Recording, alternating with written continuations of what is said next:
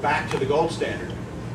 And when they tried to go back to the gold standard, they tried to go back at the old relationship between the pound and gold. They didn't have enough gold. So they said, well, they put all kinds of restrictions on how you could get gold and when you could export gold. It still didn't work. The whole thing, they had to give up. At that point, the US dollar became the more trusted currency because the US had not suspended payments during World War I. Of course, it was easy. The US was never invaded. Didn't have to fight spend so much on the war. But the US dollar was redeemable for gold. After World War II, other countries, including the British pound, became redeemable for US dollars, at least for central banks. Not ordinary citizens, but central banks that got dollars in payments could take them back to the Federal Reserve System of the United States and demand gold for them. Well, now the United States begins to run out of gold because the United States is using this advantage that everybody will accept dollars to print more and more dollars, buy goods from the rest of the world, and just pay with slips of paper. It's a great business if you can get into it. They usually call it counterfeiting. But if you're the central bank, right, nobody's going to tell you it's counterfeiting. You can make a profit for your government by issuing more money, exporting it, buying real goods, and just leaving everybody else with slips of paper. But if the slip of paper says you can get gold for it at a fixed rate, you're going to start running out of gold. When the United States started to run out of gold, they said, oh, we're suspending payments. No more gold for dollars. That was 1971. The world's been on a floating exchange rate ever since. Before that, back up a second, in 1967, the British pound devalued against the dollar. Right? And that was a big event in the Bahamas, because the Bahamas was on a pound standard, a pound sterling standard at that time. But most of the foreign trade is with the United States. So the US dollar prices shot up 14% overnight. Maybe your grandparents, you remember complaining about this. So the Bahamian dollar then linked to the US dollar in order to avoid that problem happening again. Right? There's no reason to link to the pound if most of your trade is in US dollars.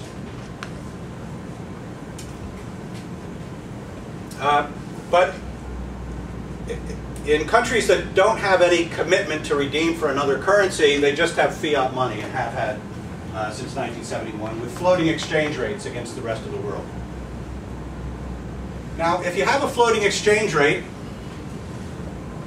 you can pursue whatever monetary policy you like. You can be as inflationary as you like, print as much money, drive up prices as much as you want, and the exchange value of your money in terms of other currencies will go down. Right? But there's no crisis. It's a gradual process.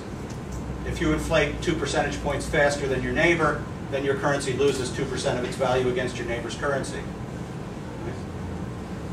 That's a floating exchange rate system. Of course, in the Bahamas, you don't have floating exchange rates. You have a fixed exchange rate with the US dollar. But that's different from having a floating exchange rate, and it means that you can't just run any monetary policy you want to run.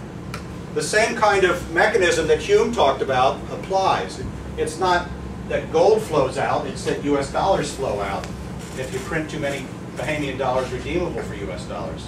So there is a constraint. There are three things that the central bank can try to do, but it can't do all three at the same time. All right, so one is fix the exchange rate.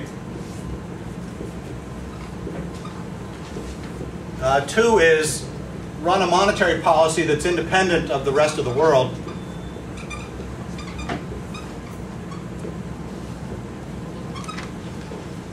And third is allow people to freely convert one currency for another.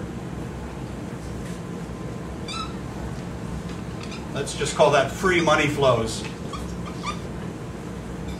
Right? So remember, Hume's argument was if you got an excess amount of money, and if both countries are on a silver standard, you got a fixed exchange rate, then the money's going to flow out, and that means you don't have an independent monetary policy. That is, you can't control the quantity of money in your country if you're committed to redeeming it for some other country's currency or some global currency that can flow in and out.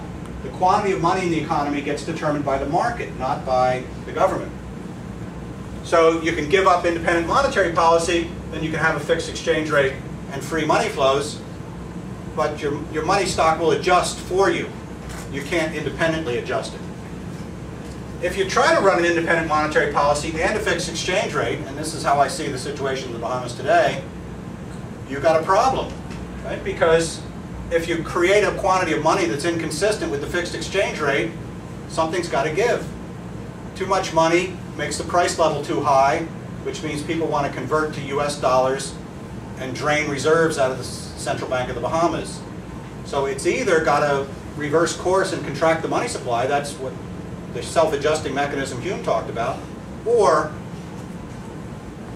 give up the free money flows, stop people from exporting money, restrict people's freedom to make payments. They can't buy imports, or they can't export US dollars, or they can't convert except with the permission of the central bank. Right, so these three together have been given the label the impossible trinity. So pick two. You can have any two you want, but you can't have all three. Right? So, I mean, of course, it's up to the democratic process for you to choose which two out of the three you want, but you can't have all three. It just doesn't work. So it's sort of a fact of economics. Now, if I were a Bahamian citizen, I would want to keep free money flows. I would want to keep a fixed exchange rate. I would want to give up independent monetary policy. And so not have a central bank, but to have a system that's more automatic than that, where money flows are allowed to adjust the money supply more automatically. But your mileage may differ.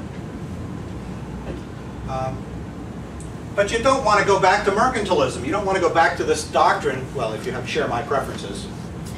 You don't want to go back to a system where people are restricted so that the monetary authority or the king or the fiscal authority, the tax collectors, have an easier time of it. Right? That's not good for the ordinary citizens. It may benefit some people, well, merchants who don't want to compete with imports, for example, but it's not in the interest of consumers. So I think that's a long enough spiel. I'd be happy to take questions.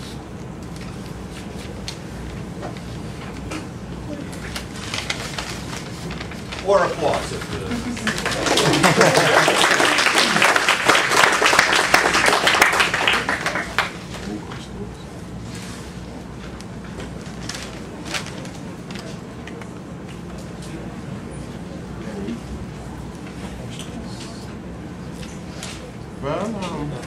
oh, yeah, that's What is your view on the current monetary policy, monetary system in the Bahamas? Well, my view is that they're kind of trying to have their cake and eat it too, right? The central bank says we're committed to the fixed exchange rate, but we're also looking at credit conditions. I've read their website, and at least this is what they say. We have one eye on the exchange rate, we've got this other eye on local conditions, credit conditions, which suggests that they don't want to just be passive. They want to actively manage interest rates, for example. But then you set up a conflict between the two goals, and if what gives is you have to restrict people's freedom to import and export money, that doesn't seem to me to be the best bargain. So my advice would be, I'm giving a talk later tonight at Atlantis, what is it, $65 a head? So you might want to,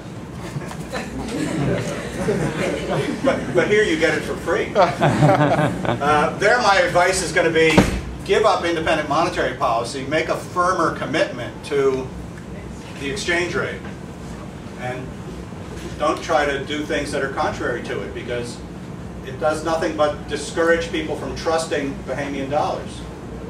Right? You should reach a point where people don't prefer US dollars, that they're just as happy to have Bahamian dollars. You don't have to force people to accept Bahamian dollars, is another way to put it.